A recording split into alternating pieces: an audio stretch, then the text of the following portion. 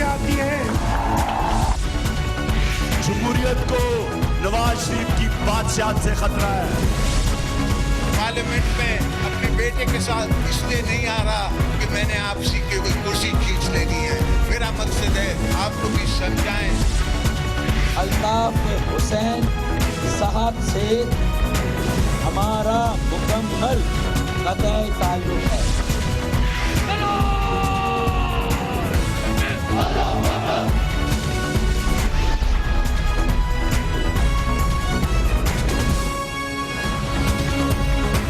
आप देख रहे हैं खबरों, तबसरों और तज्जियात पर मबनी पाकिस्तान का सबसे मोतबर न्यूज शो दुनिया, कामरान खान के साथ।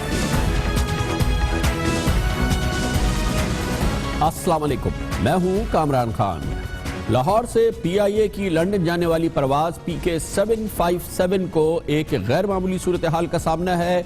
इस जहाज पर बम की इतलाई जब ये लंदन के हीथ्रो एयरपोर्ट के करीब पहुंच रहा था, जिसके बाद इतलात के मुताबिक बरतानिया की फिजाइया के 2 टाइफून लड़ाका तैयारों ने इस जहाज को घेरा और इसको मुतबाले एयरपोर्ट पे लंदन के स्टेनस्टेड एयरपोर्ट की तरफ पहुंचाया।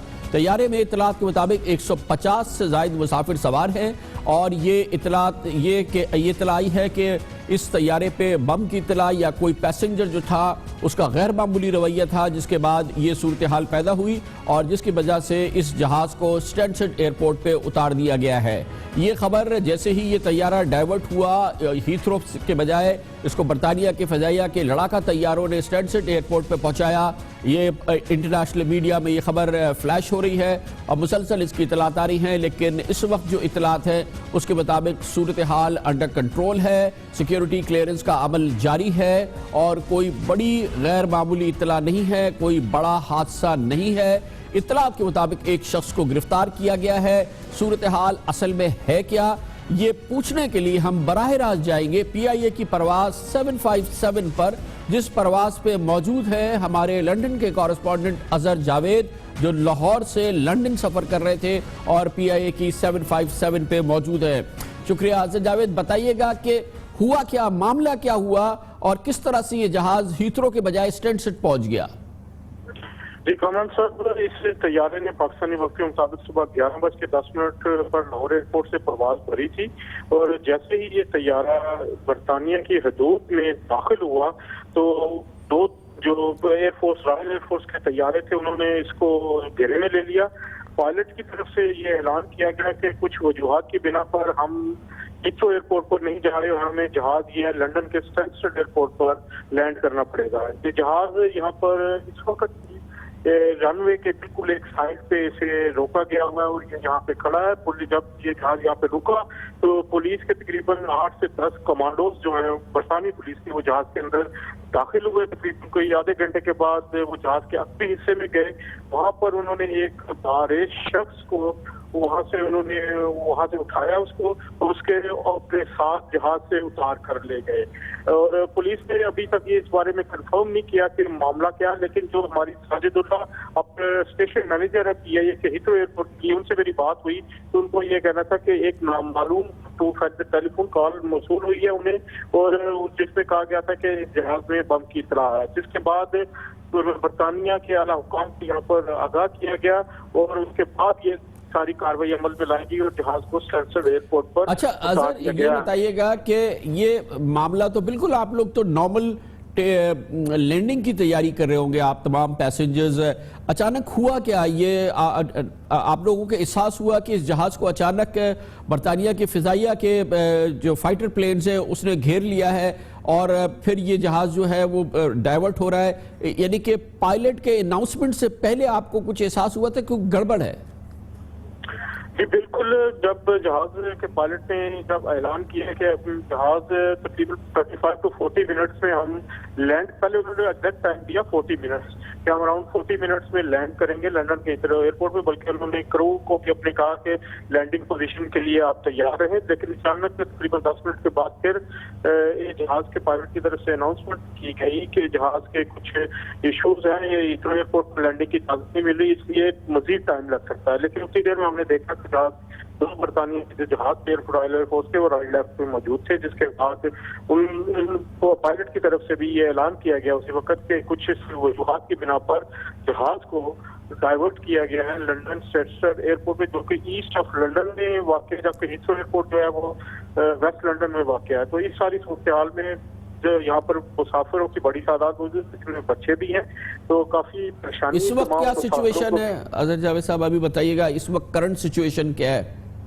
اس وقت سچویشن یہ ہے کہ تمام مسافر، میں بھی جہاز کے اندر یہ کہ جہاز میں موجود ہے، لنڈن سنسیٹ کا جو رن وے ہے اس کے بالکل ایک سائڈ پہ اس جہاز کو پارک کیا گیا ہے۔ یہاں پر جو پولیس دوسری مرتبہ پھر داخل ہوئی اور انہوں نے دوبارہ یہاں پہ پچھلے حصے میں جا کے سرچ کی۔ اس کے بعد اب پائلٹ نے یہ اناؤنسمنٹ کی ہے کہ جہاز کا جو لگیج ہے جو وہ اتارا جا رہا ہے، اس کو ری فیول کیا جائے گا اور اس کے بعد ان کا کہنا ہے کہ اس کو ہیتھرو ایئرپورٹ واپس لے کے جایا جائے گا۔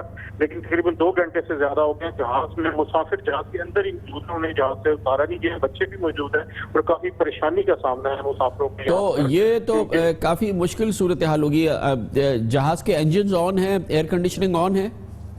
بالکل جہاز کے انجن آن ہے۔ یہ میں بتاتا تھا لندن کی پریمیئر سروس جو پی آئی اے کی شروع کی گئی تھی، یہ سری لنکن پلین ہے جو کہ نئے پلین ہے، تو جہاز کا جو اندر کا سسٹم ہے وہ فی الحال ٹھیک ہے، لیکن بہرحال 2 گھنٹے سے زیادہ عرصہ مسافر، بزرگ مسافر بھی ہیں، کچھ بیمار بھی اس جہاز کے اندر مسافر موجود ہیں، چھوٹے بچے بھی موجود ہیں، تو اس وجہ سے پریشانی کا سامنا بالکل ہے یہاں پر۔ تو اب یہ کہا گیا ہے کہ یہی پلین یہاں سے اسٹینسٹ سے ٹیک آف کرے گا اور معمول کے مطابق ہیتھرو پہ لینڈ کرے گا اور پیسنجرز اسی ایئر کرافٹ میں ہیتھرو جائیں گے جہاں پر ان کی امیگریشن کسٹمز وغیرہ ہوگا؟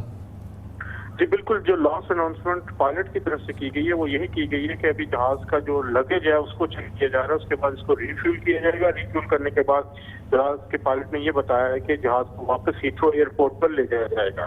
تو ابھی سب لوگ ویٹ کر رہے ہیں اس وقت پولیس کے، اس اعلان کے بعد دوبارہ پولیس داخل ہوئی تھی جہاز کے اندر، 4 سے 5 کمانڈوز تھے، تو دوبارہ سرچ کا آپریشن ہوا۔ تو ابھی کچھ غیر یقینی کی صورتحال ہی ہے کہ اصل سچویشن کیا ہوگی، کیا مسافروں کو یہاں پہ اتارا جائے گا یا نہیں۔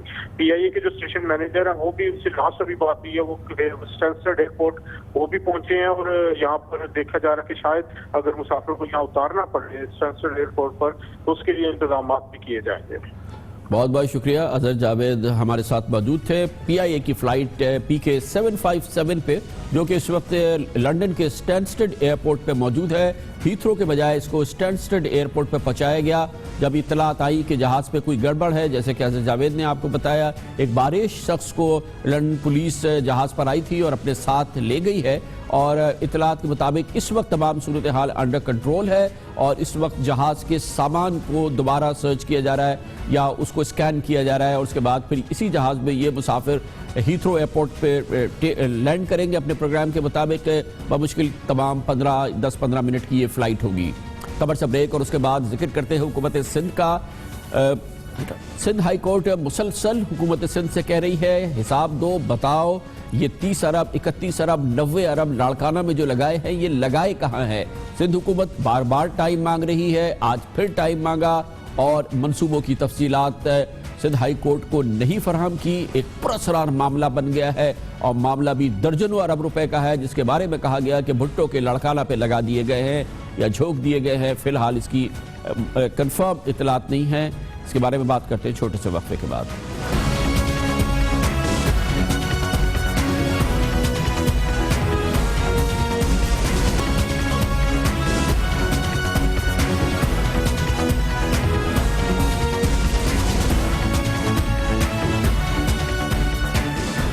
ایک بہت ہی اہم گتھی ہے جسے سلجھانے کی کوشش کر رہی ہے سندھ ہائی کورٹ، جس کے سامنے یہ کیس ہے اور اس کا تعلق ہے تقریباً 90 ارب روپے جو بھٹو کے شہر لاڑکانہ میں لگائے گئے پاکستان پیپلز پارٹی کے گزشتہ 13 سال کے دوران، اور یہ معاملہ معاف کیجیے گا 9 سال کے دوران، اور یہ معاملہ بہت ہی دلچسپ صورتحال اختیار کر رہا ہے۔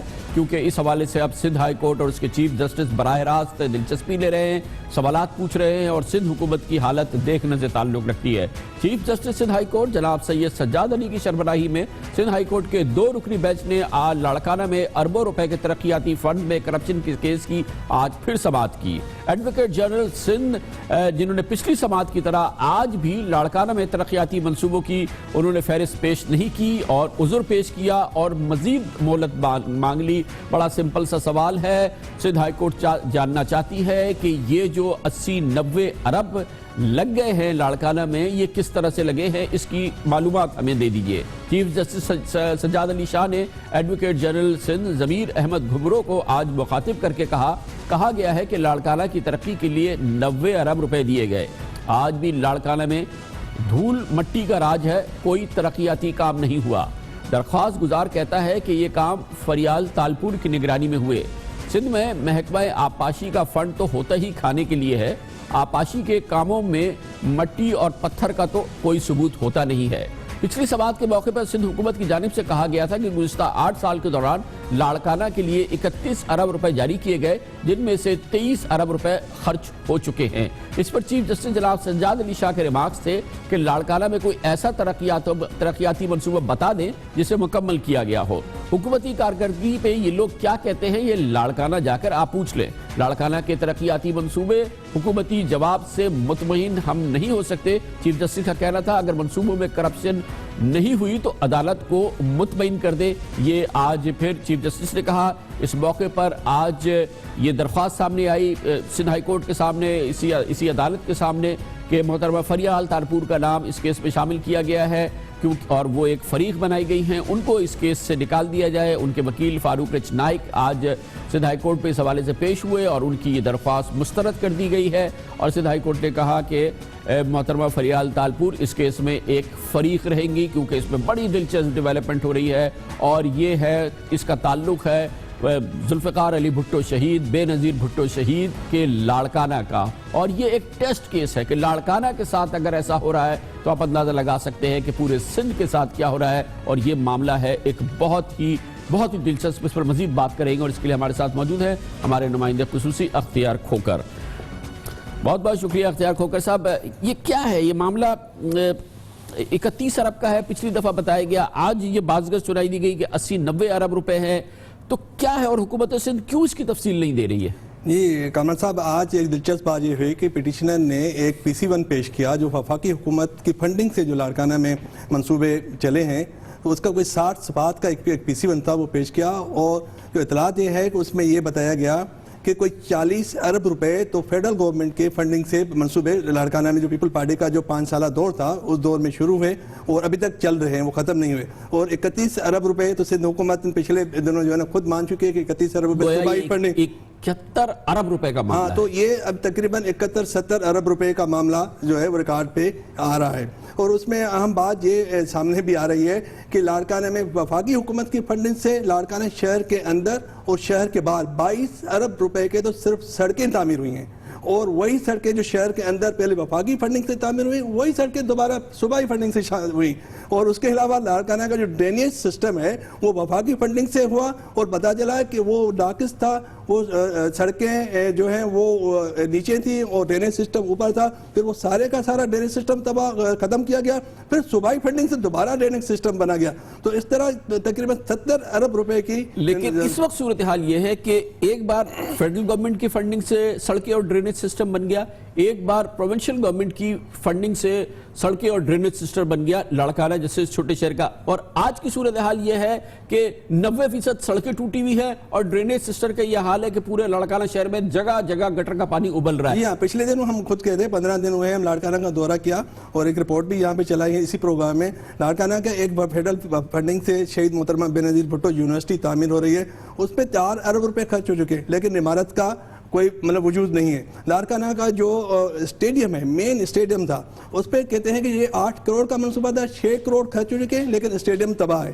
لاڑکانہ کا ڈرینیج سسٹم تباہ ہے، آج بھی گٹر کا پانی وہاں کی جو رائس کینال سب سے بڑی میٹھے پانی کی نہر ہے اس میں گر رہا ہے، اور یہ کہا گیا کہ لاڑکانہ میں ڈیول روڈ بنے گے، لاڑکانہ سے نوڈیرو، لاڑکانہ سے ایئرپورٹ تک، رتنڈیرو تک اور گمبر شہداد، کوئی بھی روڈ ڈیول روڈ نہیں بنا، صرف سنگل روڈ بنا۔ اب یہ بھی دیکھنے کی ضرورت ہے کہ یہ جو سنگل روڈ بنے، کیا خرچہ ڈیول روڈ کا ہو گیا یا وہ پیسہ اگر خرچہ ہوا تو وہ کہاں گیا؟ اچھا، کوئی ایسی اطلاع ہے کہ بلاول بھٹو زرداری جو کہ اب لاڑکانہ سے شاید الیکشن بھی لڑنے جا رہے ہیں، اور وہ اکثر آتے ہیں، پاکستان بھی آتے ہیں، پھر لاڑکانہ بھی کئی بار جاتے ہیں، کم از کم اپنی والدہ کی برسی پہ اور سالگرہ وغیرہ پہ، ان کو کوئی تشویش ہے اس حوالے سے کہ یہ کیا ہو رہا ہے؟ یہ ان کی ماں کے اور ان کے نانا کے لاڑکانہ میں ہو کیا رہا ہے یہ؟ جی کابل صاحب، پچھلے دنوں بلاول بھٹو کو لاڑکانہ شہر میں گئے تھے، کیونکہ الیکشن کا اعلان کیا تو ان کو کہا گیا کہ آپ تھوڑا شہر کا دورہ کریں۔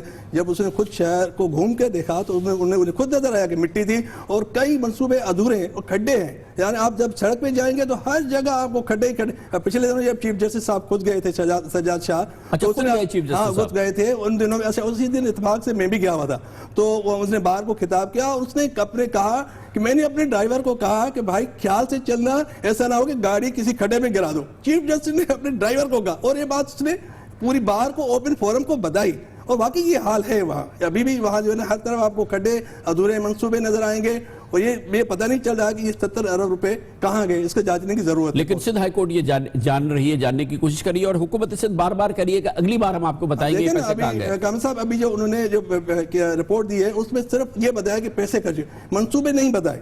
اب اگر 31 ارب روپے سندھ حکومت نے خرچ کیے بھی ہیں تو کم از کم یہ تو بتائے نا کون سی اسکیموں پہ خرچ گئے، تو وہ دیکھا جائے کہ اس کے میں صرف کاغذات میں ہیں یا زمین پر بھی کچھ ہے، اگر خرچ کیے گئے ہیں تو کس طرح کیے گئے، تو یہ ابھی رپورٹ انہوں نے ہفتے کا ٹائم مانگا ہے۔ کیسے پتہ چلے گا، کیونکہ مال مفت دل بے رحم۔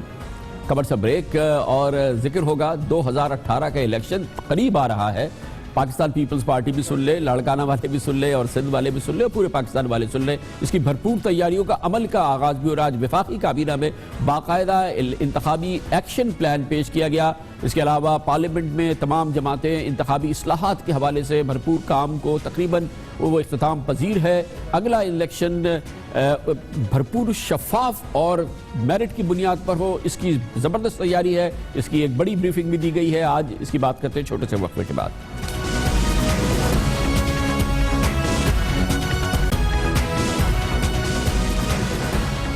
اس امکان کو نظر انداز نہیں کیا جا سکتا کہ کیونکہ آئندہ سال الیکشن کا سال ہے، حکومت شاید اگلے سال کی پہلی سہ ماہی میں انتخابات کا اعلان کر دے۔ 2017 بہت اہم سال ہے، اور الیکشن سے پہلے اس بات کو یقین بنانے کے لیے پاکستان کی تمام سیاسی جماعتیں پارلیمنٹ میں جو موجود ہیں، ان کی ہمتن کوشش یہ رہی ہے کہ وہ انتخابی اصلاحات کا ایک جامع پیکج بنائیں۔ اطلاعات کے مطابق یہ پیکج اب تقریباً تیار ہے، آج اسے وفاقی کابینہ کے سامنے بھی پیش کیا گیا اور اس کی منظوری لی گئی ہے۔ آج اس پیکج میں کہا گیا ہے کہ الیکشن کمیشن انتخابات سے پہلے سیاسی جماعتوں اور امیدواروں کے اعتراضات اور تجاویز کا جائزہ لے گا۔ انتخابی عملے سے الیکشن سے پہلے حلف لیا جائے گا۔ حساس پولنگ اسٹیشن پہ کیمرے ہوں گے، پولنگ اسٹیشن پر ہی ووٹوں کی گنتی اور نتائج موبائل ایپ سے الیکشن کمیشن کو بھیجی جائیں گی۔ سیاسی جماعتوں کو 5% انتخابی ٹکٹ خواتین امیدواروں کو دینے ہوں گے، اور ہر حلقے میں خواتین کے 10% ووٹ کاسٹ ہونا ضروری ہوں گے۔ اگر کامیابی 5% یا 10,000 سے کم ووٹوں کے فرق سے ہو تو ہارنے والا امیدوار اسی وقت دوبارہ گنتی کا مطالبہ کر سکتا ہے، دوبارہ گنتی پھر لازم ہوگی۔ آج اس کی کچھ تفصیلات وفاقی وزیر قانون جناب زاہد حامد نے بھی جاری کی۔ 6 مہینے الیکشن سے پہلے ایک ڈیٹیلڈ کمپریہنسو ایکشن پلان تیار کرنا ہے، جس میں تمام وہ جو انہوں نے اقدامات لیے ہوئیں گے الیکشنز کے سلسلے میں، starting from polling scheme, D limitation وغیرہ وغیرہ، وہ سارے 6 مہینے پہلے تیار کر کے پارٹیز کے سامنے، کینڈیڈیٹس کے سامنے رکھ دیں گے۔ اگر کسی پارٹی کو، کسی کینڈیڈیٹ کو الیکشن سے پہلے کوئی کمپلینٹ ہوئے کہ یہ کوئی میل پریکٹس ہو رہی ہے کسی جگہ، تو وہ الیکشن کمیشن کو اپروچ کر سکتے ہیں اور اس مسئلے کا پہلے ہی حل ہو جائے گا۔ الیکشن کمیشن خود کمپٹنٹ اتھارٹی ہوئے گی، اور وہ اگر کوئی اس قسم کی گڑبڑ ہوئے ڈیورنگ دی الیکشنز تو وہ خود ڈسپلنری ایکشن انیشیٹ کر کے اور ایکشن لے گی۔ اگر پارلیمانی کمیٹی اس سلسلے میں کس نہج پہ پہنچی ہے، کیا وہاں پر اصلاحات کی منظوری کس انداز سے ہوئی ہے، وہاں پہ کتنی تسلی ہے، یہ پوچھیں گے۔ ہمارے ساتھ موجود ہیں محترم شبلی فراز، جو کہ پاکستان تحریک انصاف سے ان کا تعلق ہے اور وہ ممبر ہے الیکٹرل ریفارم کمیٹی کے. بہت بہت شکریہ شبلی فراز صاحب. فرمائیے گا, یہ معاملہ بہت اہم ہے کیونکہ اب اگلا انتخابات پہ نگاہ ہے اور وہ صاف شفاف ہو, کسی کو شک نہ ہو, اس کے لیے تمام جماعتیں سر جوڑ کے بیٹھی ہیں. کس نتیجے پہ پہنچے ہیں آپ لوگ اب تک؟ جی کامران صاحب شکریہ آپ کا. پہلی بات تو یہ ہے کہ ساری پولیٹیکل پارٹیز نے اس میں کافی انٹرسٹ سے حصہ لیا ہے, خاص طور پہ پاکستان تحریک انصاف جس کے 4 ممبران اس کمیٹی کے, 3 نیشنل اسمبلی کے اور 1 سینٹ سے.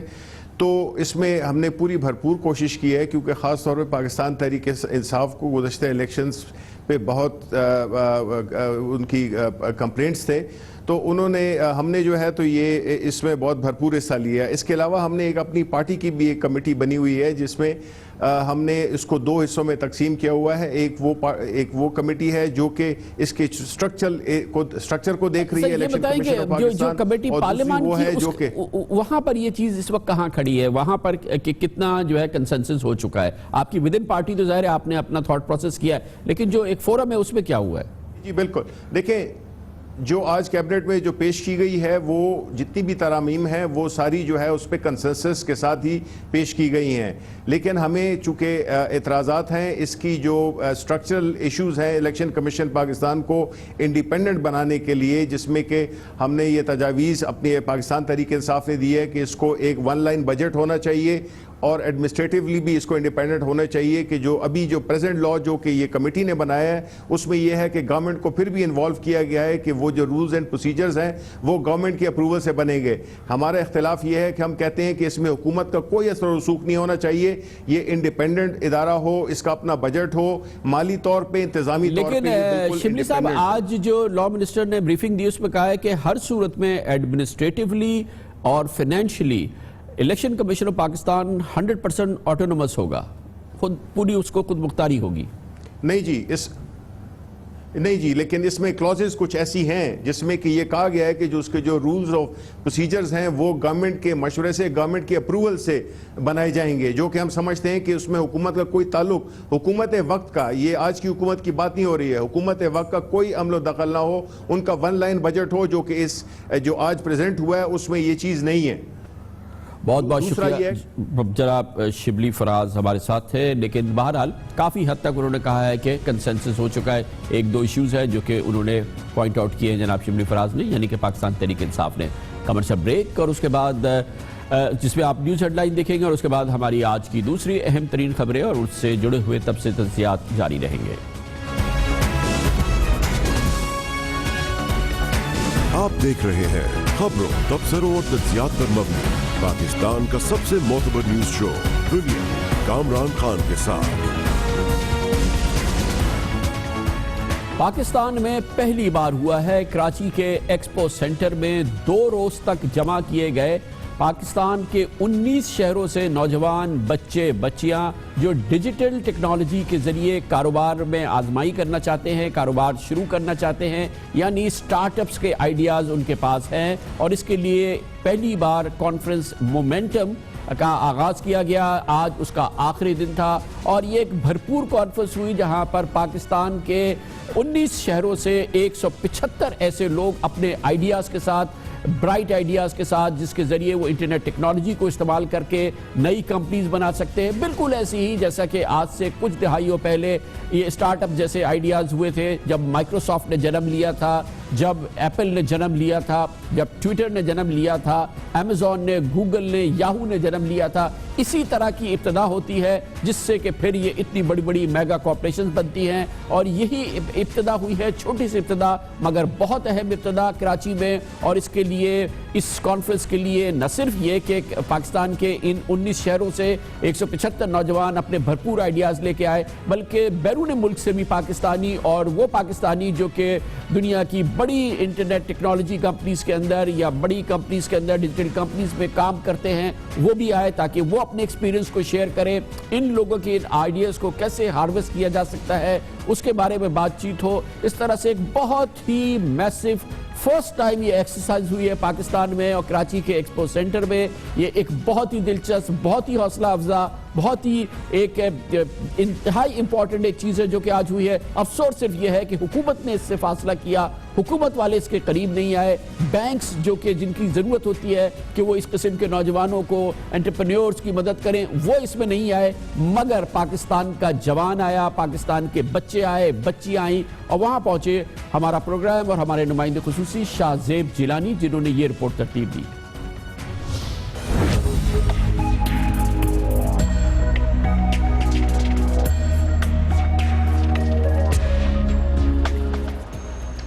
انٹرنیٹ ٹیکنالوجی کی دنیا کا ٹیلنٹ, ڈیجیٹل پاکستان کا مستقبل. Mobile network operators, universities اور سرمایہ کار ملک بھر سے یہاں جمع ہوئے رابطے بڑھانے اور نیٹ ورکنگ کے لیے, ایک دوسرے سے کچھ سیکھنے اور سکھانے کے لیے. اسٹارٹ اپ یہ ہوتا ہے کہ جو کسی بھی چیز کو چھوٹی سے چھوٹی پرابلم ہے یا بڑی پرابلم ہے اس کو سالو کر رہا ہو, اور جب وہ پرابلم سالو کرتا ہے تو الٹیمیٹلی وہ ایک پہلے اسٹارٹ اپ میں آتا ہے, پھر وہ ایک کمپنی بنتی ہے, پھر وہ کارپوریشن بنتا ہے. تو آپ جتنی بھی کمپنیز گلوبلی دیکھ لیں, پاکستان کی دیکھ لیں, وہ پہلے چھوٹی سے ایک کمرے سے انہوں نے اسٹارٹ کیا تھا. آخر امیزون, فیس بک اور ٹویٹر جیسی انٹرنیشنل کمپنیز بھی کبھی کسی کا اسٹارٹ اپ آئیڈیا تھیں اور پھر ایسی چل پڑیں کہ دنیا میں چھا گئیں. یہاں پر آنے والے نوجوانوں کی خاص بات یہ ہے کہ وہ مسائل کا حل چاہتے ہیں. ان کے پاس آئیڈیاز ہیں, ان کے پاس حوصلہ ہے. انہیں اگر کوئی چیز چاہیے تو وہ ماحول جس میں وہ اپنے آئیڈیاز امپلیمنٹ کر سکیں. یہاں کوئی سینسر ٹیکنالوجی کے ذریعے ٹریفک سگنلز کو بہتر کرنے کا نسخہ لے کر آیا تو کوئی کھیوڑا کی کانوں سے بنائے گئے ان فن پاروں کا دنیا میں فروغ چاہتا ہے. سٹارٹ اپس کے میدان میں تعلیم یافتہ خواتین کا بھی بڑا اسکوپ ہے.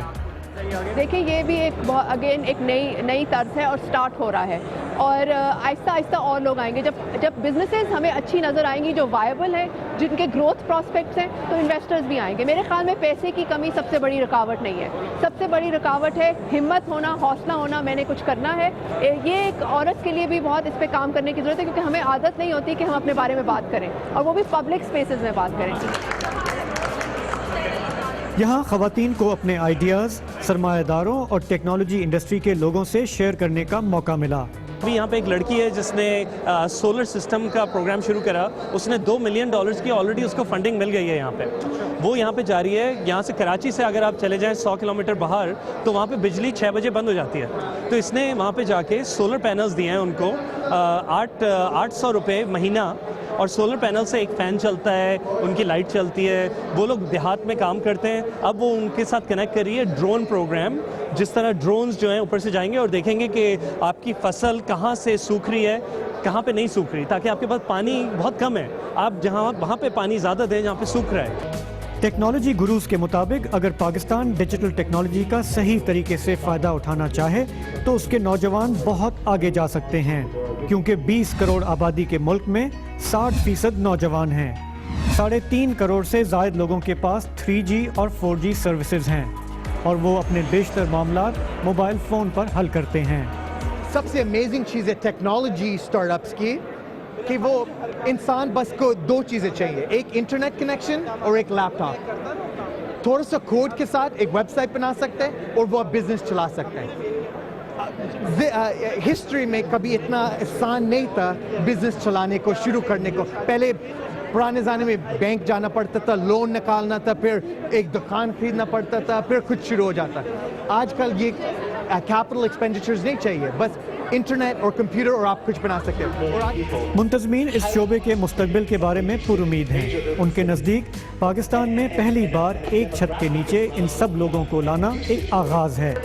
پاکستان کا نوجوان چاہے تو ٹیکنالوجی اور اپنی ذہانت کی مدد سے ہمارے کچھ مسائل کا حل بھی ڈھونڈ سکتا ہے اور ترقی بھی کر سکتا ہے. یہ وہ شعبہ ہے جو کہ راز ہے اس ترقی کا جو کہ اس وقت ہم دنیا میں امریکہ سے لے کے بھارت تک دیکھ رہے ہیں. اس شعبے سے منسلک نوجوان بچے اور بچیوں نے وہ طوفان برپا کیا ہے جو کہ جس کا تصور اب سے کچھ جنریشن پہلے نہیں کیا جا سکتا تھا.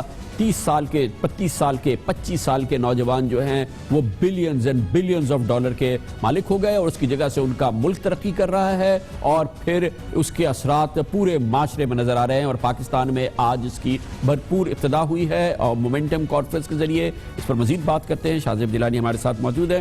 شاہ صاحب بتائیے کیا فیل ہے, کیا انرجی ہے؟ پہلی بار ان لوگوں کو اکٹھا جمع کیا گیا, یہ پورے 19-20 شہروں سے یعنی کہ پاکستان کے چھوٹے شہروں سے بھی آئے, اپنے آئیڈیاز لائے, کس طرح سے کیا ہے وہاں پہ ماحول تھا؟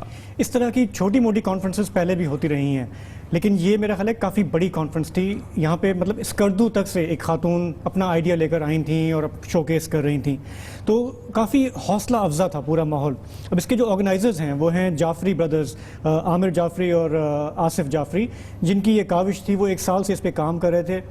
پورا جو انتظام تھا وہ پرائیویٹ سیکٹر نے خود کیا, گورنمنٹ کا اس میں کوئی رول نہیں تھا. اور مجھے بار بار یہ بات سننے کو ملی کہ ہم گورنمنٹ کی طرف ہم نے دیکھنا بند کر دیا ہے کیونکہ وہاں سے ہمیں کچھ ملتا نہیں ہے, ہمیں جو کچھ کرنا ہے اپنے زور پہ کرنا ہے, اور یہی وہاں کے نوجوانوں کا زیادہ ایک جذبہ تھا. اچھا, یہ لوگ بیچارے آئیڈیاز تو لے کے آئے, آئی ایم شیور کہ ان کو اب ضرورت ہے سرمایہ کی, اور پوری دنیا میں سرمایہ کار ان کے پیچھے بھاگتے ہیں, بینکس بھاگتے ہیں.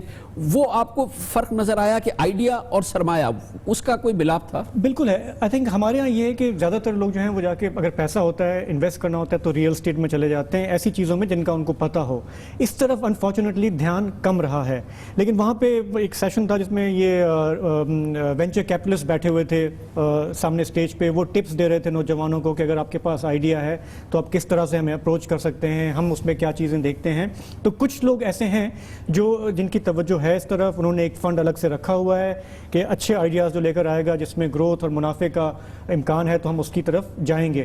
لیکن ابھی یہ کافی ابتدائی سٹیج پر ہے, مطلب اس میں آئندہ چند برسوں میں اس میں یہ معاملہ پھیل سکتا ہے بنسبت اگر یہ سرمایہ کار اور یہ ٹیلنٹ جو ہے یہ آپس میں جڑ جائے. اور یہ آئیڈیاز جو آپ نے وہاں چکر لگایا, جو دیکھا, لگ رہا تھا کہ یہ بریلینٹ آئیڈیاز ہیں, ایکسائٹمنٹ ہے, ایکزوبرنس ہے, انرجی ہے. ایک انرجی ہے جو آپ کو نظر آتی ہے ان لوگوں میں کہ ہم جب سارا دن خبروں کی دنیا میں رہتے ہیں تو بہت مایوسی بھی ہوتی ہے, لگتا ہے کچھ سدھرے گا نہیں. لیکن آپ ان نوجوانوں سے ملیں نا, ان کو کوئی پرواہ نہیں کہ جو لوگ مایوسی کے اس میں رہتے ہیں اس سے یہ بالکل الگ ہیں. دے آر آپٹمسٹک, وہ پر امید ہیں, اور یہ آئی تھنک ہمیں اس کو چیریش کرنا چاہیے, ان کو سپورٹ کرنا چاہیے. بہت بہت شکریہ. شاہ زیب جیلانی ہمارے ساتھ تھے. بس افسوس یہ ہے کہ حکومت ان چیزوں کی طرف نہیں دیکھتی, مگر وہ حکومت دیکھے گی بھی کیا جس کا پورا ملک کا research and development budget 8 crore روپے ہے. جی ہاں, پاکستان کا سن 2016-17 کا ریسرچ اینڈ ڈیولپمنٹ بجٹ جو ہے وہ 8 کروڑ روپے ہے. پاکستان کا سائنس اینڈ ٹیکنالوجی کا قومی بجٹ ہے لاہور کی اورنج لائن کے 1 کلومیٹر کے بجٹ کے برابر ہے. تو اس کے باوجود یہ 19 شہروں سے نوجوانوں کا کراچی کے ایکسپو سینٹر میں جمع ہونا, ان سینکڑوں نوجوانوں کے اپنے آئیڈیا ساتھ لانا, اور ظاہر ہے کہ یہ چمبے کی بات نہیں ہے کہ حکومت وہاں دور دور تک نہیں تھی, کوئی سرکاری ادارہ وہاں دور دور تک نہیں تھا, لیکن ان نوجوانوں میں عزم تھا, انرجی تھی کہ وہ پاکستان کی قسمت بدلیں گے. اسی لیے ہم نے آج اپنا یہ ٹاپ سیگمنٹ ان کو وقف کیا. کمنٹ سے بریک, اور اس کے بعد ذرا نم ہے تو بڑی زرخیز ہے یہ مٹی ساقی, اور اس کی اطلاعات مسلسل آ رہی ہیں, مغربی میڈیا سے آ رہی ہے. ہر روز ایک بڑا اور مشہور مغربی ادارہ پاکستان کی معیشت اور کاروباری ماحول کے بارے میں اچھی خبر دیتا ہے. آج بلومبرگ نے کہا ہے کہ پاکستان تو دنیا کی تمام معیشتوں میں نمبر 1 خوشگوار حیرت ہے. جی ہاں, یہ بہت بڑا ایک ٹریبیوٹ ہے جو کہ پاکستان کے موجودہ حالات کے حوالے سے سامنے آئے. اس پر بات کرتے ہیں چھوٹے سے وقفے کے بعد.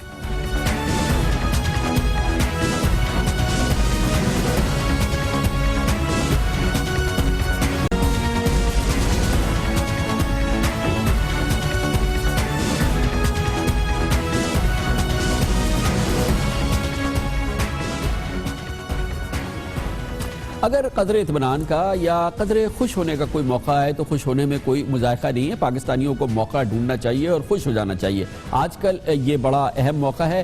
شاید ہی کوئی دن جاتا ہو کہ جب پاکستان کی بہتر معاشی صورتحال پر یا بزنس ماحول پر بین الاقوامی میڈیا اور اہم میڈیا پہ کوئی نہ کوئی اچھی خبر نہ آئے. پچھلے کچھ عرصوں میں Financial Times, Reuters, Forbes, Wall Street Journal اور اب بلومبرگ پاکستان کی ابھرتی ہوئی معیشت اور خوشحالی کو پوری دنیا میں چوٹی کی خوشگوار حیرت قرار دے رہا ہے. یہ اب آج بلومبرگ نے کہا ہے. اس نے کہا کہ دنیا میں جو معیشتیں ترقی کر رہی ہیں یا کاروبار میں جا رہی ہیں اس میں سب سے بڑی خوشگوار حیرت جو ہے وہ پاکستان ہے. پاکستان کی معاشی ترقی کے حوالے سے بلومبرگ نے آج جو ایک خصوصی آرٹیکل لکھا ہے وہ اس میں کہا گیا ہے کہ ایک وقت تھا کہ پاکستان کو بیرونی دنیا میں دہشت گردی کے واقعات کے حوالے سے جانا جاتا تھا، لیکن اب معیشت سمیت بہت سے شعبوں میں نمایاں پیش رفت نظر آ رہی ہے. رپورٹ کا دلچسپ پہلو یہ ہے کہ اس میں معاشی ترقی کے حوالے سے پاکستان کے بعد دوسرے نمبر پر امریکہ کو رکھا گیا ہے، اور جو کہا یہ گیا ہے کہ اگر پاکستان کے بعد کوئی اور اس وقت دلچسپ اور حیرتناک حقیقت معاشی اور بزنس ترقی اور امیج کے لحاظ سے ہو سکتی ہے تو پاکستان کے بعد اس کا نمبر امریکہ میں ہے، اور یہ بلومبرگ آج کہہ رہا ہے. بلومبرگ نے لکھا ہے کہ پاکستان سٹاک مارکیٹ نے پچھلے ایک سال میں 46% کی شرح سے ترقی کی ہے. پاکستان سٹاک مارکیٹ کچھ ہی عرصے میں 50,000 کی بلندی کو چھو رہی ہے. پاکستان کی سالانہ معاشی ترقی کی رفتار 5% تک پہنچ چکی ہے.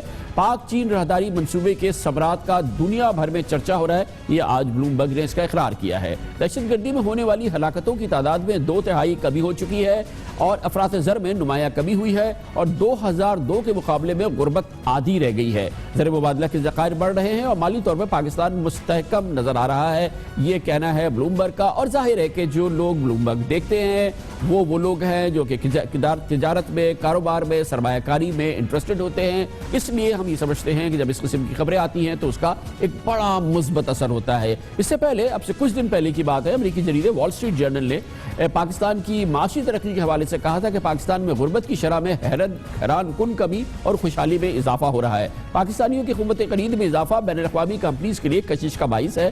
کئی بڑی بین الاقوامی companies, multi national companies Pakistan میں سرمایہ کاری کے معاہدے کر چکی ہیں. دہشت گردی میں کمی سے معاشی شرح نمو میں 1.5 کی بلند ترین سطح پہنچ رہی ہے، اور 1991 میں 4% لوگوں کے پاس موٹر سائیکل تھی، اب 34% لوگوں کے پاس موٹر سائیکلز ہیں. واشنگ مشین استعمال کرنے والوں کی شرح 13% سے بڑھ کر 47% ہو چکی ہے. اس سے پہلے فائنینشیل ٹائمز نے پاکستان کی معاشی ترقی کے حوالے سے اسی قسم کا ایک بھرپور موضوع میں آرٹیکل لکھا تھا، جس میں کہا گیا تھا کہ حالیہ برسوں میں پاکستان کی اقتصادی رفتار، ترقی کی رفتار بڑھ کر 5.5% کی مستحکم شرح تک پہنچ چکی ہے، اور وہ مسلسل آگے بڑھ رہی ہے. پاکستان کے لیے پازیٹیو پریس، پازیٹیو میڈیا، اس کے اثرات کیا ہو سکتے ہیں اور اس کو کس طرح سے کیپٹلائز کیا جا سکتا ہے، کنسالیڈیٹ کیا جا سکتا ہے، ان سب امور پر بات کرنے کے لیے ہمارے ساتھ اسٹوڈیوز میں موجود ہیں جناب محمد سہیل، جو چیف ایگزیکٹو آفیسر ہے ٹاپ لائن سیکیورٹیز کے. بہت بہت شکریہ محمد سہیل صاحب. اتنا پازیٹیو پریس ہے، میں نے نہیں دیکھا کہ اکٹھا اتنے سارے آرٹیکلز ایک ساتھ پچھلے کئی سالوں میں اور اتنے امپورٹنٹ ویسٹرن میڈیا میں آئے ہوں. بالکل وجہ کہا. 8-10 سال میں تو اس طرح نہیں دیکھا گیا کہ جو Bloomberg, Wall Street Journal, Economist جیسے انڈیپینڈنٹ نیوز پیپر، اس کے علاوہ جو ملٹی لیٹرل ایجنسیز ہیں، چاہے وہ ایشین ڈیولپمنٹ بینک ہو، ورلڈ بینک ہو، ریٹنگ ایجنسیز ہیں جو بالکل انڈیپینڈنٹ ہوتی ہیں، ان پہ تو خود الزامات لگے تھے. تو ساری ریٹنگ ایجنسیز نے بھی کہا ہے. تو تقریباً یہ 8-10 سال میں یہ پہلی دفعہ ہوا ہے، اور اس میں کوئی تعجب کی بات نہیں ہے. باسوائے کچھ لوگوں کے خوشحالی ہے، یہ نظر آ رہی ہے. جو کراچی میں امن و امان کی سچویشن ہوئی ہے اور جو دوسرے انڈیکیٹرز ہیں اکانومی کے، وہ سب یہی شو کر رہے ہیں. اور سب سے امپورٹنٹ ہے کہ ہم فالو نہیں کرتے. امریکہ وغیرہ میں تو بہت امپورٹنٹ ہوتا ہے. پاکستان میں اب ایک کانفیڈنس کنزیومر کانفیڈنس سروے شروع ہوا ہے کافی عرصے سے، جو اسٹیٹ بینک اور IBA منعقد کرتے ہیں ہر ماہ، اور اس کا اگر آپ گراف دیکھیں تو وہ ہر ماہ بڑھتا جا رہا ہے اور پیک پر پہنچ چکا ہے. تو یہ کیا اشارہ ہوتا ہے؟ یہ ایک مطلب یہ سروے ہوتا ہے، کیونکہ یہ اکثر الزامات لگتے ہیں کہ بہت ساری ملٹی لیٹرل ایجنسیز، جس سے میں اتفاق نہیں کرتا، ان کا کانفلکٹ آف انٹرسٹ ہوتا ہے، اس لیے وہ تعریف کرتی ہیں. مگر یہ جو سروے ہوتا ہے یہ ہزاروں لوگوں کا، ان سے پوچھا جاتا ہے کہ آپ کس طرح آپ فیل کر رہے ہیں، آپ کو مہنگائی کیا لگ رہی ہے، آپ کو معاشی حالات کیسے لگ رہے ہیں، آپ کنزیوم کریں گے، آپ چیزیں لیں گے نہ لیں گے. تو یہ سروے کیا جاتا ہے. اتنا یہ پازیٹیو پریس جب ملتا ہے، اتنا پازیٹیو میڈیا ملتا ہے، اور یہ سارے فائنینشیل ٹائمز بھی اور اکانومسٹ بھی اور بلومبرگ بھی اور رائٹرز بھی اور فوربس بھی جب آپ کے لیے اچھا لکھتے ہیں، اس کے اثرات ہوتے ہیں پھر ٹرکل کرتے ہیں اثرات انویسٹرز میں اور جن لوگوں کا انٹرسٹ ہے؟ نہیں بالکل ہوتے ہیں، خاص طور سے جو غیر ملکی سرمایہ کار ہیں ان کے لیے تو یہی سورس آف انفارمیشن ہوتی ہے، کیونکہ اگر وہ لوکل پریس پڑھ لیں یا لوکل میڈیا دیکھ لیں تو وہ تو بہت ہی ڈر جاتے ہیں. تو ان کے لیے اس طرح کے انڈیپینڈنٹ ادارے، چاہے وہ وال اسٹریٹ جرنل ہو یا بلومبرگ ہو یا رائٹرز ہو، وہ زیادہ معنی رکھتے ہیں. اسی لیے جو بھی سرمایہ کار جو ہم سے ملنے یہاں آتے ہیں یا جو پاکستان وزٹ کرنے آتے ہیں، ان کا ایک تو کنسنسس ہوتا ہی ہے کہ جو پرسیپشن وہ لے کے آتے ہیں اور جو زمینی حقائق ہوتے ہیں وہ زمین آسمان کا فرق ہوتا ہے. اور یہ آرٹیکل بھی یہی کہہ رہا ہے کہ پاکستان یہ ہر سال یہ جو رائٹر ہے وہ ایک ملک سلیکٹ کرتا ہے. پچھلے سال اس نے فلپینز کیا تھا اور اس سال اس نے پاکستان کیا ہے. یہ نہیں کہہ رہا کہ پاکستان کی حالات بہت اچھے ہو جائیں گے، یہ کہہ رہا ہے کہ جو پرسیپشن ہے اس کے حساب سے حالات بہت اچھے ہوں گے. مطلب یہ کہہ رہا ہے کہ Pakistan is one of the most under rated country right now. اچھا، ابھی اس وقت جو یہ صورتحال ہے اس میں ہم دیکھ رہے ہیں کہ نئے سیکٹرز میں انویسٹمنٹ آ رہی ہے، خاص طور پر آٹوموبیل سیکٹر میں. کئی آٹوموبیل اسمبلی پلانٹس کی بات ہو رہی ہے، رینو کر رہا ہے یا ہنڈائی کر رہا ہے، اور بھی ایک دو اور بھی آ رہے ہیں. اور کون سے ایسے نئے سیکٹرز ہیں جس میں کہ انویسٹمنٹ نظر آ رہی ہے ادر دین چائنیز انویسٹمنٹ؟ لیکن بے شمار سیکٹر ہیں. ایک تو پاور انرجی تو سب سے بڑا ہے، اس کے بعد آپ نے آٹوموبیل کہا. جو کنسٹرکشن ریلیٹڈ بے شمار ہیں. پاکستان کی سیمنٹ کیپیسٹی آلموسٹ ڈبل ہو جائے گی اگلے 4 سال میں. اسٹیل کی کیپیسٹی بے شمار اضافہ ہو رہا ہے، اور کنسٹرکشن ریلیٹڈ ہے، چاہے وہ سوئچ بورڈز ہیں، ٹائلز ہیں، سب میں ایکسپینشن آ رہی ہے. اس کے علاوہ کنزیومر سیکٹر میں کوکا کولا انویسٹمنٹ کر رہا ہے، نیسلے انویسٹمنٹ کر رہا ہے، اینگرو فوڈ کا جو نئے اونرز ہیں وہ انویسٹمنٹ کر رہے ہیں. And last but not the least, ابھی آپ نے اسٹارٹ اپس کی بات کی، ٹیکنالوجی میں بے تحاشا انویسٹمنٹ ہو رہی ہے. یہ جو ٹیکسیز آئی ہیں ان سے بے شمار یہ کریم اوبر وغیرہ اور بھی آئی ہیں کئی اور آ رہی ہیں. اور اس طرح کے جو انفراسٹرکچر ریلیٹڈ ہیں، چونکہ جو روڈز اور ہائی ویز بن رہے ہیں تو جو لاجسٹک سیکٹر ہے اس میں بھی بے شمار انویسٹمنٹ ہو رہی ہے. تو اب ایک یا دو سیکٹر نہیں ہے، یہ واس اسکیل ہو رہی ہے. بس سوائے ہمارے جو پرانے ہیں جو اولڈ فیشن سیکٹر ہیں، ٹیکسٹائل، لیدر اور شوگر کے علاوہ باقی تمام سیکٹرز میں انویسٹمنٹ کا سلسلہ شروع ہو چکا ہے. بہت بہت شکریہ جناب محمد سہیل. ایک اچھی خبر تھی، اچھے حالات نظر آتے ہیں، اس کا ذکر کر لیتے اور آپ کے ساتھ شیئر کیا. ہم کمرشل بریک، واپس جاتے ہیں سیاست کی طرف اور اس کے گورکھ دھندوں کی طرف. حکومت پاکستان اب شاید انٹرپول سے رجوع کرنے جا رہی ہے کہ ایم کیو ایم کے بانی قائد الطاف حسین کے ریڈ کارنر نوٹس ایشو کیے جائے، ان کے ریڈ وارنٹ ایشو کیے جائیں، اور یہ ایک اہم پیش رفت ہے. اس پر بات کرتے ہیں چھوٹے سے وقفے کے بعد.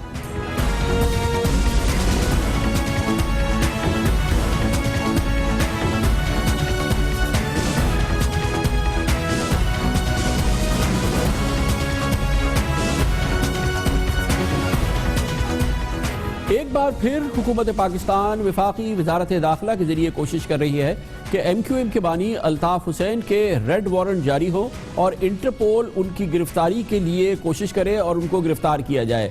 یہ وارنٹ 22 اگست کی نفرت انگیز تقریر کے 3 مقدمات میں ازداد دہشت گردی کی عدالت کی حکم کی روشنی میں جاری کیے جا رہے ہیں، اور اس کے لیے وزارت داخلہ اب اپنی کوشش کی ابتدا کر رہی ہے. الطاف حسین کو ڈاکٹر عمران فاروق قتل کیس سمیت ریاست اور فوج مخالف بیانات اور بھارت سے امداد کی اپیل کے باعث قومی اسمبلی اور چاروں صوبائی اسمبلی میں ان کے خلاف مذمتی قراردادیں منظور ہو چکی ہیں اور انہیں 100 سے زائد مقدمات کا سامنا ہے. لاہور ہائی کورٹ کے حکم پر ستمبر 2015 سے الطاف حسین کا مکمل میڈیا بلیک آؤٹ ہے، یعنی ان کی تقریر، تصویر اور سرگرمیاں نشر اور شائع نہیں ہو سکتی ہیں. یہ حکومت پاکستان کی آج جو کوشش سامنے آئی ہے جس کے ذریعے اب وہ ابتدا کر رہی ہے، شاید ہمارے یہاں میڈیا میں اس سلسلے میں پوری آگاہی نہیں ہے. یہ ایک لمبا پروسیس ہوتا ہے. جب یہ وزارت داخلہ اس چیز کو انیشیٹ کرے گی تو یہ معاملہ جائے گا انٹرپول کے پاس، اور پھر انٹرپول فیصلہ کرے گا کہ وہ اس حوالے سے ریڈ کارنر نوٹس جاری کرتا ہے یا نہیں. ریڈ کارنر نوٹس جاری ہونے کے بعد عمومی طور پہ دیکھا گیا ہے کہ جس شخص کے خلاف ریڈ کارنر نوٹس جاری ہوتا ہے اس کے لیے ایک ایئرپورٹ سے کسی دوسرے ملک میں جانے کے لیے ضرور مسئلہ ہوتا ہے، لیکن ان ریڈ کارنر نوٹس کی وجہ سے کسی شخص کو گرفتار کر لیا جائے یہ خال ہی ہوتا ہے.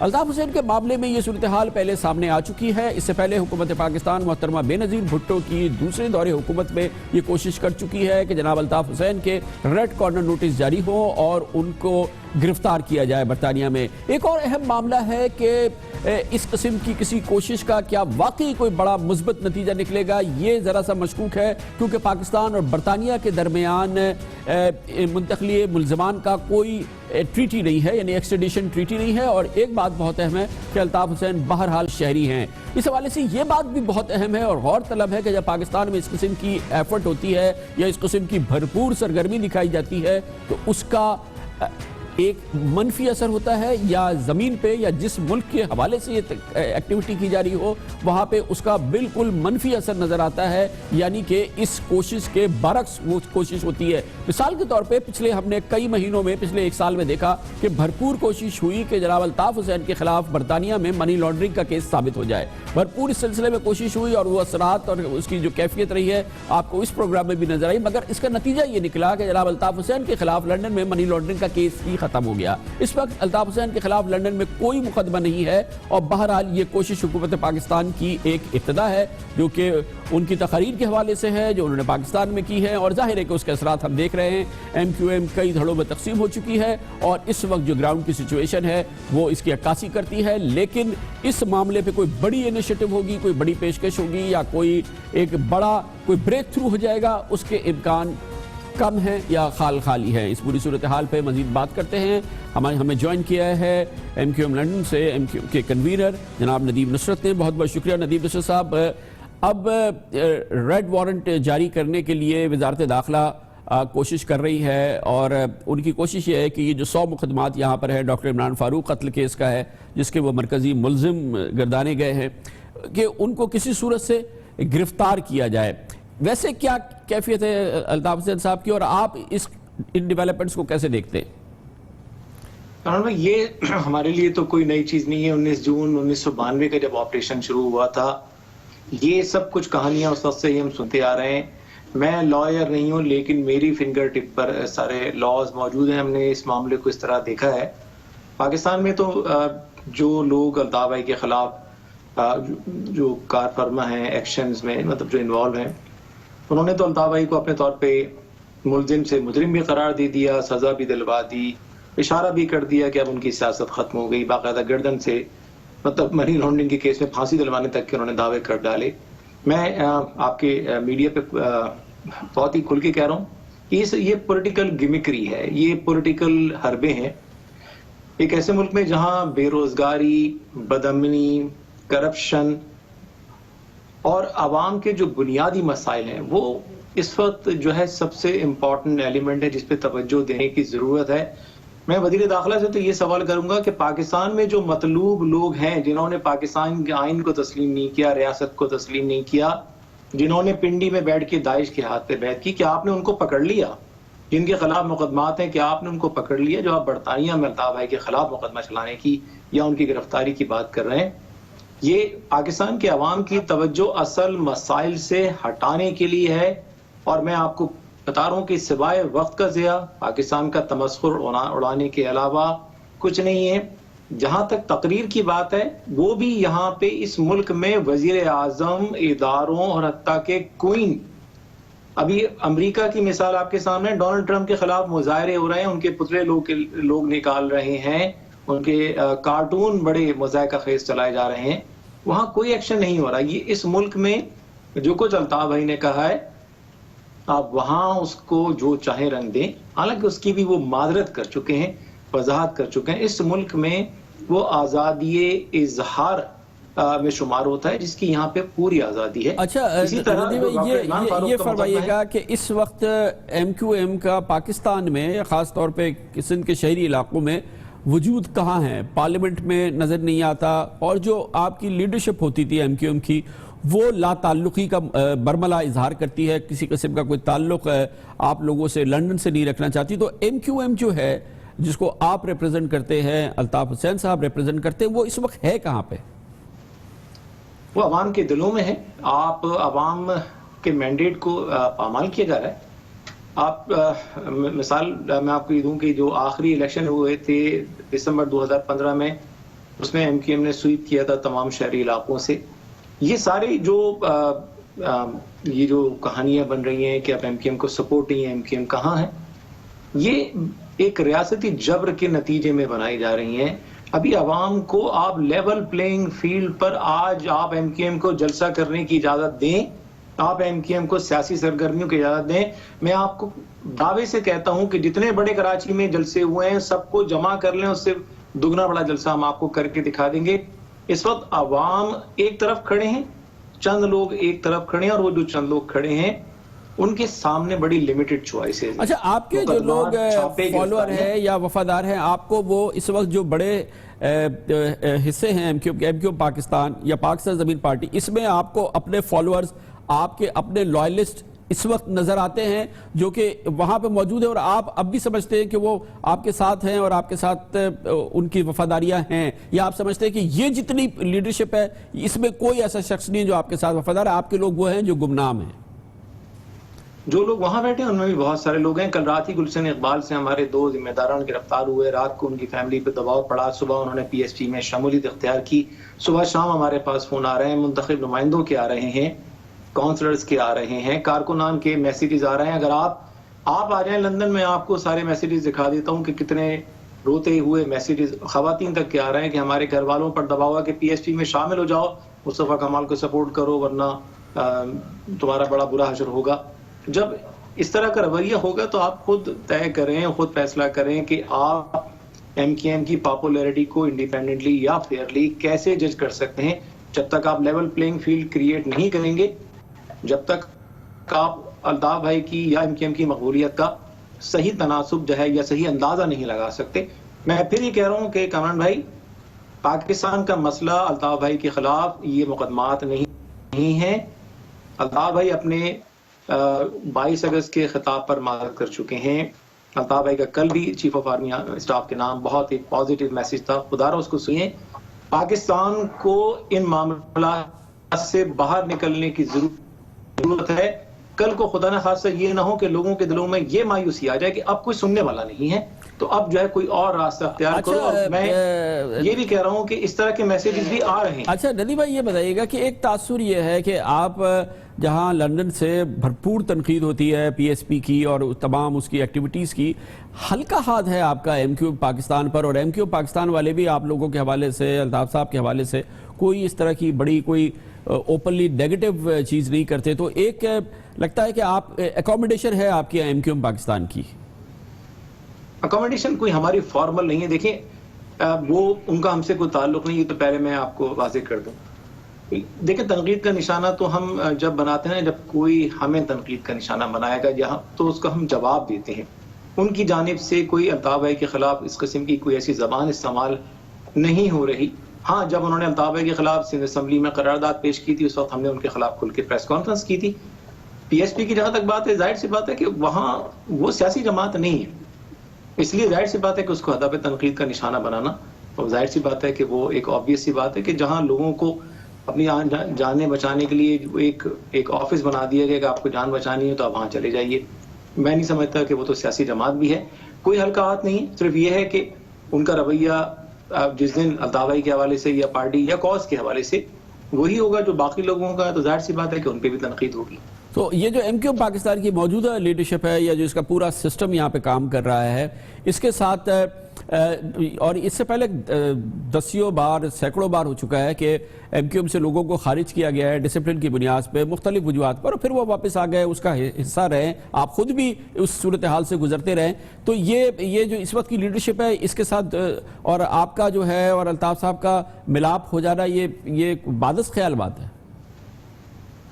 دیکھیے سیاست میں کوئی بھی چیز آؤٹ آف کوئسچن نہیں ہوتی.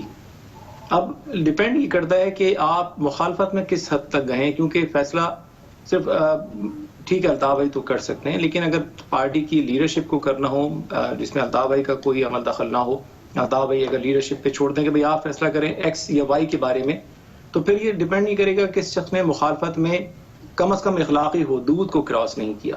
لیکن یہاں کچھ مخالفت میں اس طرح کی باتیں کی گئی ہیں کہ اس کے بعد کچھ لوگوں کی واپسی کی گنجائش میں نہیں سمجھتا رہ گئی ہے. لیکن یہ ایک کیس ٹو کیس سچویشن ہوگی, اس میں ڈیپینڈ کرے گا کہ کون کس حد تک گیا ہے. اور ماضی میں جیسا آپ نے ابھی خود فرمایا لوگوں کی واپسی ہوئی, ایسے لوگوں کی واپسی ہوئی جنہوں نے دشمنی میں ساری حدیں کراس کر دی تھی, ان تک کو معاف کر دیا گیا. یہ سارا ظاہر سی بات ہے, میرے پاس کوئی جادوئی چراغ نہیں ہے, جب اللہ تعالیٰ وہ وقت لائے گا تو دیکھیں گے اس کو. بہت بہت شکریہ جناب ندیم نصرت ہمارے ساتھ. کمرشل بریک اور اس کے بعد ذکر ہوگا ڈان لیکس کا اور ڈان لیکس کی رپورٹ کا. اور اب ہے وہ رپورٹ لیک ہو رہی ہے. دعویٰ یہ کیا جا رہا ہے کہ ڈان لیکس کی جو رپورٹ ہے اس کے جو نتائج ہیں وہ میڈیا میں آ گئے ہیں اور وزیر اعظم کے قریب ترین شخصیات کا نام لیا جا رہا ہے کہ وہ مرتکب تھے اس بات کے کہ انہوں نے یہ خفیہ معلومات ڈان اخبار کے کالمنسٹ سرل المیڈا تک پہنچائی. یعنی کہ ڈان لیکس کے حوالے سے جو رپورٹ بنی وہ لیک ہو گئی ہے. اس کی بات کرتے ہیں چھوٹے سے وقت کے بعد.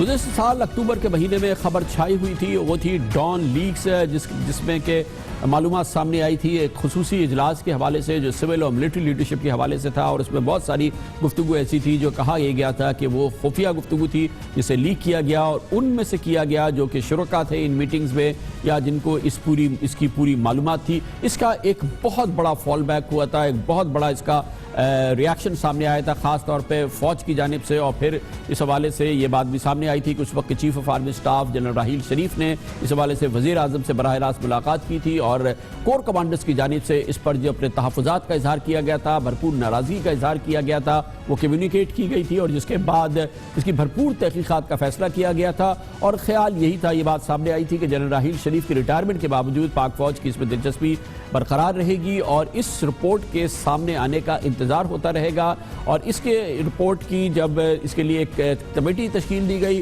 اسی وقت وفاقی وزیر اطلاعات و نشریات جناب پرویز رشید کو, جو کہ وزیر اعظم کے انتہائی معتمد قریبی ساتھی ہیں, ان کو ان کے عہدے سے برخاست کر دیا گیا تھا, اور ابھی تک وہ اپنے عہدے پہ واپس نہیں آئے ہیں. گو کہ وزیر اطلاعات و نشریات کا عہدہ اب بھی وزیر اعظم نے خالی رکھا ہے. لیکن اب بہت ہی دلچسپ صورتحال پیدا ہو گئی ہے سول ملٹری کشیدگی کے حوالے سے. ڈان لیکس کی تحقیقاتی رپورٹ جو کہ ڈان لیکس کے حوالے سے ہے وہ لیک ہو گئی ہے, یا لگ یہ رہا ہے لیک ہو گئی ہے, کیونکہ میڈیا میں اس کی بڑی تشہیر ہو رہی ہے, جس میں مبینہ طور پہ کہا جا رہا ہے کہ اس رپورٹ کے حوالے سے کہ جو رپورٹ سامنے آئی ہے کہ مبینہ طور پہ سابق وزیر اطلاعات و نشریات سینیٹر پرویز رشید, وزیر اعظم کے معاون خصوصی جناب طارق قاسمی, اور اس وقت کے پرنسپل انفارمیشن آفیسر جناب راؤ تحسین علی خان جو تھے وہ ذمہ دار تھے ڈان لیکس کے. یعنی کہ جو یہ خفیہ معلومات تھی جو ڈان اخبار کے اسسٹنٹ ایڈیٹر سرل المیڈا کو پہنچائی گئی, وہ ان شخصیات کی جانب سے پہنچائی گئی. کم از کم یہ دعویٰ کیا جا رہا ہے اس رپورٹ کے حوالے سے, جس کو کہ ہم کہتے ہیں کہ ڈان لیکس کی ایک اور لیکس. پچھلے سال 6 اکتوبر کو ڈان کے اسسٹنٹ ایڈیٹر سرل المیڈا کی متنازعہ خبر کی تحقیقات کے لیے ایک 7 رکنی کمیٹی تشکیل دی گئی تھی. 7 نومبر کو اس کو 3 مہینے دیے گئے تھے, جس میں جناب جسٹس عامر رضا خان اس کی سربراہی کر رہے تھے. اور اس تحقیقاتی کمیٹی میں محتسب اعلیٰ Punjab Anjum Saeed, secretary establishment Tahir Shahbaz, director FIA, director FIA کے علاوہ IB, MI اور ISI سے ایک رکن کو شامل کیا گیا تھا. اب یہ رپورٹ کیونکہ اس نے اپنا کام مکمل کر لیا ہے, یہ رپورٹ تیار ہو گئی ہے.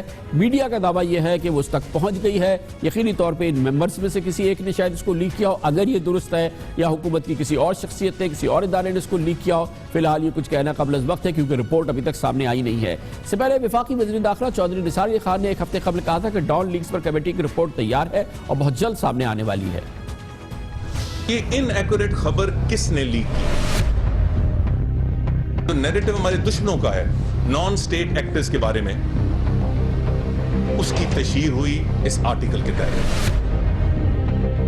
جس نے یہ خبر لیک ہے اس کو کٹہرے میں لانا ہے, کوئی بھی ہو, یہ میں آپ کو یقین دلاتا ہوں. پورے دنیا میں پاکستان کو ہمارے دشمنوں کو چارج شیٹ کرنے کا موقع ملا ہے. یہ کس کے کہنے پہ چھاپی ہے, اس کے پیچھے بھی بہت سے محرکات ہیں. ذرا معاملات کھلنے دیں, سب چیز سامنے آ جائے گی. میڈیا کے کچھ حلقوں کا دعویٰ ہے کہ یہ سب کچھ سامنے آ گیا ہے, اور جس کا دعویٰ کیا گیا ہے اس کے مطابق اس رپورٹ میں کہا گیا ہے کہ سابق وزیر اطلاعات و نشریات سرل المیڈا نے 8 دفعہ سرل المیڈا سے 8 دفعہ فون پر رابطہ کیا. مبینہ طور پہ جناب پرویز رشید نے سرل المیڈا کو اپنے دفتر بلایا, وہ ڈان کے ایڈیٹر سے بھی رابطے میں تھے. یہ بھی کہا جا رہا ہے اس رپورٹ کے مطابق جو کہ لیک ہو گئی ہے, معاون خصوصی وزیر اعظم کے معاون خصوصی برائے خارجہ امور جناب طارق فاطمی نے प्रिंसिपल इंफॉर्मेशन ऑफिसर राव तहसीन के साथ मिलकर खबर का ड्राफ्ट तैयार किया। गोया कि ये खबर बाकायदा तौर पे हुकूमत की जानिब से लीक की गई थी। 3 हफ्ते कबल army chief general Qamar Javed ने सेंट्रल कमांड हेडक्वार्टर्स खारिया का दौरा किया था और इसके बाद तकरीबन तमाम न्यूज़ चैनल और अखबारात में खबर शाये हुई थी इस हवाले से कि आर्मी चीफ से मुबैना मनसूब खबर ये सामने आई थी कि खारिया में फौजी जवानों और अफसरान ने army chief general Qamar Javed Bajwa से डॉन लीक की तहकीकात का मुतालबा किया और ये बात जब सामने आई तो पंजाब के वज़ीर क़ानून जनाब राना सनाउल्लाह ने इसे कहा कि ये तो लगता है कि ये गैरिजन लीक हो गई, यानी कि लीक्स पे गैरिजन लीक्स पे और फिर ये रिपोर्ट लीक हो जाना, इस पे कितनी सदाकत है और कितनी इसमें लगता ये है कि ये जो चीज़ मीडिया पे सामने आई है दर हकीकत यही वो रिपोर्ट है। इस पर बात करने के लिए कोशिश करते हैं और इसके लिए हम इस्लामाबाद जाएंगे जहाँ पर मौजूद हैं बाखबर सीनियर सहाफ़ी एजाज सैयद। बहुत बहुत शुक्रिया एजाज सैयद साहब। क्या आपकी क्या इत्तलात है? मीडिया में जो खबरें गर्दिश कर रही हैं दरअसल यही वो करीन क़यास रिपोर्ट है जो कि बनाई है इस तहकीकाती कमेटी ने और ये उसकी फाइंडिंग है? कामरान साहब, मेरा ख्याल है कि शायद ऐसा हकीकत से ज़्यादा करीब नहीं है। इसके कुछ हिस्से जो हैं वो जो ग्राउंड पर मौजूद फैक्ट्स हैं उनको स्मेल करके बनाए गए हैं। ये जो तहकीकाती कमेटी बनाई गई थी इसमें ब्यूरोक्रेसी भी थी, इसमें MI और ISI का एक नुमाइंदा भी था और इसमें साबिक जो जुडिशरी के साबिक नुमाइंदे जस्टिस रिटायर्ड रज़ा खान वो भी थे और FIA का भी एक अफसर इसमें शामिल था। ये लीक के ऊपर लीक होना इस बात का इम्कान है, लेकिन इसमें बाज़ बुनियादी फॉल्ट्स हैं और बाज़ बुनियादी सवालात हैं। पहली बात तो ये है कि हमारी इत्तलात के मुताबिक जो सिरिल अलमेडा हैं सीनियर सहाफ़ी, उन्होंने अपने सोर्स के तहफ़्फ़ुज़ के लिए अपनी जो इक्विपमेंट था, उनका लैपटॉप था या उनका जो मोबाइल फ़ोन था, वो इब्तदाई तौर पर कमीशन को नहीं दिया था। दूसरी इम्पॉर्टेंट बात यह है कि इस लीक्स में 2 और लोगों का नाम आ रहा है और 2 लोगों को क्लीन चिट दे दी गई है। तारिक फातमी साहब का नाम भी बीच में आ रहा है और जो PIO हैं जिनका नाम आपने लिया तहसीन साहब, उनका नाम भी आ रहा है। लेकिन जो इब्तदाई तौर पर इनफॉर्मल तहकीक हुई थी उसमें जो परवेज़ रशीद हैं उनके मोबाइल पर सिरिल अलमेडा का मैसेज एक ज़रूर था और उसमें सिरिल अलमेडा जो हैं सीनियर जर्नलिस्ट, उन्होंने कुछ मैसेजेस तो ये भी किए थे कि ये जो तरदीद है वो ना की जाए और एक मैसेज उसमें सिरिल अलमेडा की तरफ से ये भी था कि मुझे जैसा बताया गया वो मैंने लिखा और शायद यही वो मैसेज था जिसकी वजह से परवेज़ रशीद साहब को अपनी जो वजारत है उससे हाथ धोना पड़ा। लेकिन इन मैसेजेस के जवाब में परवेज़ रशीद साहब ने कोई जवाब नहीं दिया हुआ। ये बड़ी इंपॉर्टेंट बात है कि एक जर्नलिस्ट की खबर की तरदीद हो रही थी और उन्होंने जवाब दिया लेकिन वजीर की तरफ से कोई जवाब नहीं। अच्छा एजाज, ये बताइएगा कि इस बारे में क्या मालूमात है? ये रिपोर्ट बन गई है, ये काम मुकम्मल हो गया है और ये रिपोर्ट अब चौधरी निसार अली खान साहब के पास, प्राइम मिनिस्टर वगैरह के पास ये पहुंच गई है? कामरान साहब, मेरी जो इत्तलात हैं वजारत दाखिला के हवाले से, वजारत दाखिला के हुकाम सेक्रेटरी लेवल पे या जो उनका सेक्रेटरीट स्टाफ है वहाँ पर तो ये रिपोर्ट मौजूद नहीं है। वज़ीर दाखिला चौधरी निसार अली खान जो कि सारे मामले की पहले वो शख्स होंगे जिनके पास ये रिपोर्ट आएगी, उनके करीबी ज़राए से भी हमारी बात हुई और वो भी इस बात की तरदीद कर रहे हैं कि उनके पास कोई ऐसी रिपोर्ट अभी तक मिली है। वज़ीर आज़म जो हाउस है वहाँ पर भी हमारी बात हुई है और वो भी इस बात को डिनाई कर रहे हैं कि अभी तक उनके पास ऐसी रिपोर्ट की कोई कॉपी आई है। और सबसे इम्पॉर्टेंट बात यह है कि ये कहा जा रहा है कि ये एग्जेक्टिव समरी के कुछ हिस्से हैं जो कि वो लीक हुए हैं, लेकिन असल बात तो ये है कि इसकी फाइंडिंग क्या है, फाइंडिंग के अंदर पता चलेगा कि किस किस लेकिन ये बात भी बड़ी इम्पोर्टेंट है ना कि अगर इसके मिसाल के तौर पे 2 लाइनें 4 लाइनें ही बिल्कुल एक्यूरेट हैं तो ये भी एक मैसिव डेवलपमेंट है ना कि वो रिपोर्ट जो कि अभी आप कह रहे हैं कि शायद इंटीरियर मिनिस्टर के हाथ में भी नहीं है और अभी बहुत ही क्लोजली गार्डेड सीक्रेट है, उसका कुछ हिस्सा मीडिया में आ चुका है। जी बिल्कुल कामरान साहब, ये बिल्कुल एक सवालिया निशान है कि जिस معاملے کے اوپر ایک سیکرٹ انویسٹیگیشن ہو رہی تھی، اس کی فائنڈنگ پہلے ہی سیکرٹ جو ہے آؤٹ ہو گیا. اور اگر آپ کو کامران صاحب یاد ہو، جب اس انکوائری کمیٹی نے، جس کے پاس کمیشن کے اختیارات تھے، اپنے ابتدا کے اجلاس کیے تو انہوں نے ابتدا میں یہ بات کر دی تھی اور اعلان کر دیا تھا کہ جتنے بھی اجلاس ہوں گے وہ ان کیمرہ ہوں گے اور وہ سیکرٹ ہوں گے. لیکن حیران کن طور پر پہلے جو چند اجلاس تھے ان کی بھی جو سیکریسی ہے وہ بھی آؤٹ ہو گئی تھی، اور اس کے اندر جو بھی پروسیڈنگز ہوئی تھی وہ بھی میڈیا نے رپورٹ کر دی تھی. بہت بہت شکریہ. اعزاز سید ہمارے ساتھ تھے. اسلام آباد میں کاشس رسپانس ہے، اور ظاہر ہے کہ ایک کاشس جرنلسٹ کوشش کرے گا کہ اتنی اہم چیز کو انتہائی کاشسلی ڈیل کرے. خبر سے بریک، اور اس کے بعد ذکر کرتے ہیں امریکہ کے صدر ڈونلڈ ٹرمپ. ان کی بے عزتی کی بھی حد ہو گئی ہے، ملک کے اندر بھی اور ملک کے باہر بھی. اس کا ذکر کرتے ہیں کمرشل کے بعد.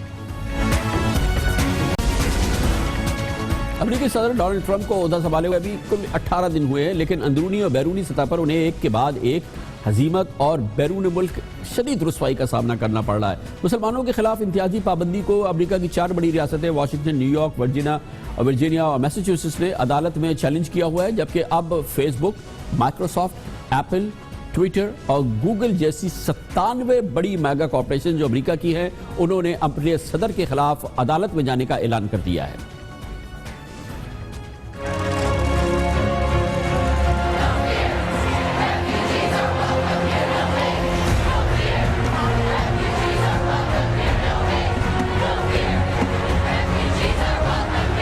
He's a killer. Why you think our country's so innocent? The Commons Speaker, John Bercow, has made a strong condemnation of Donald Trump, saying he wouldn't allow him to address Parliament. 97 technology companies have now come together to file a legal brief against the president's order. 97 American businesses, including some of the most powerful companies in the world, signing legal arguments against the president's travel ban. Minutes ago, President Donald Trump